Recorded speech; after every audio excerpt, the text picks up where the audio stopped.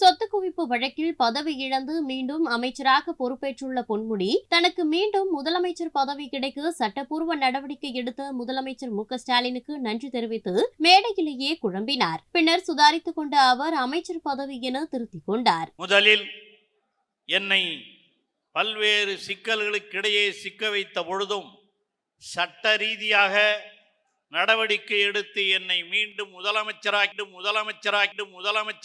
இன்னும் மீண்டும் அமைச்சராகி இருக்கிற தமிழக முதலமைச்சர் தளபதி அவர்களுக்கு என்னுடைய உளமார்ந்த நன்றியை வணக்கத்தை தெரிவித்துக் கொள்கின்றேன்.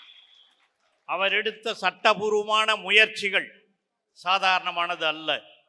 நம்முடைய மாநில வழக்கறிஞரணி செயலாளராக திகழ்ந்து கொண்டிருக்கிற நம்முடைய என்ஆர் இளங்கோ அவர்கள், அதே போல நாடாளுமன்றத்திலே பணியாற்றி கொண்டிருக்கிற வில்சன் அவர்கள், இவர்களுடைய அனைவரையும் ஒருங்கிணைத்து இங்கே தமிழ்நாடு அரசின் சார்பிலேயும் வழக்கினை தொடர்ந்து இதை நடத்திய தமிழக முதலமைச்சர் அவர்களுக்கு உண்மையிலேயே உங்கள் சார்பிலும் என்னுடைய சார்பிலும் என்னுடைய உளமார்ந்த நன்றியை முதலில் நான் தெரிவித்துக் கொள்கின்றேன்.